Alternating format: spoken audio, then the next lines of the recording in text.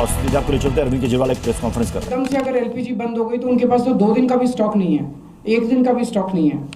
इसकी वजह से अब मुंबई में 20% होटल और रेस्टोरेंट बंद हो चुके हैं और लगभग अगले 2 दिन के अंदर 50% रेस्टोरेंट और होटल बंद होने जा रहे हैं। तमिलनाडु में लगभग 10,000 होटल और रेस्टोरेंट्स बंद होने की कगार पे हैं। पंजाब और दिल्ली एनसीआर में हजारों होटल और रेस्टोरेंट्स आने वाले कुछ दिनों के अंदर बंद होने जा रहे हैं और ये पीक वेडिंग सीजन है, शादियों का सीजन है। तो मुझे लगता है अगर ये जारी रहा तो बहुत सारे लोगों को शादियां पोस्टपोन करनी पड़ेंगी। और इसी तरह की कहानियां बेंगलोर, हैदराबाद, पश्चिम बंगाल, छत्तीसगढ़, हरियाणा, बिहार सब जगह से आ रही हैं। मोरबी जो गुजरात में है, जिसको कि टाइल इंडस्ट्री का एक तरह से कैपिटल माना गया है, वहाँ पे 650 इंडस्ट्रीज हैं। उनमें से 170 इंडस्ट्री बंद हो चुकी है और 1 लाख लोग बेरोजगार हो चुके हैं। पूरे देश में इससे 1 करोड़ से ज्यादा लोगों के एकदम से बेरोजगार हो जाने की आशंका है। और इतने बड़े स्तर पे अगर लोग बेरोजगार हो गए तो क्या स्थिति होगी, हम सोच सकते हैं। और पिछले दिनों में सरकार ने कॉमर्शियल भी और डोमेस्टिक भी दोनों एलपीजी के दाम काफी ज्यादा बढ़ा दिए हैं। जो सरकार ने बढ़ाए वो तो अलग है, लेकिन अब मार्केट में जम के ब्लैक हो रही है एलपीजी की चारों तरफ। हमें ये समझना पड़ेगा ये क्यों हो रहा है।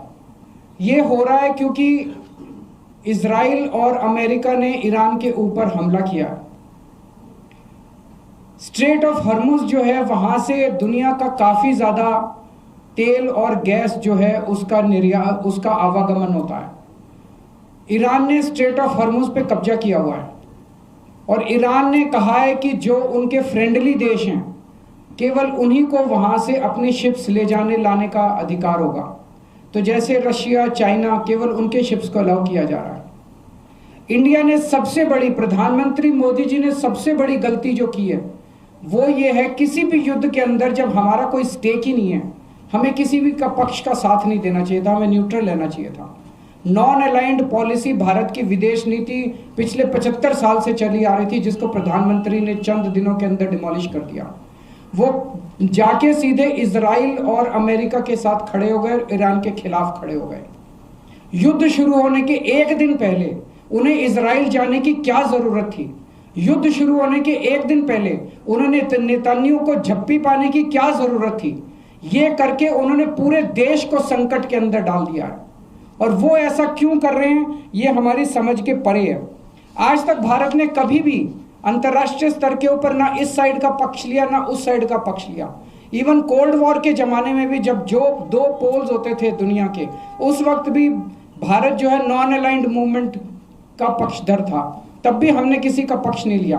अभी प्रधानमंत्री जी ने सीधे सीधे अमेरिका के और इजराइल के पक्ष में अपना वो रखा और हमने ईरान जो हमारा पुराना दोस्त था, जिसके साथ हमारा काफी वो था, उसको हमने अपना दुश्मन बना लिया।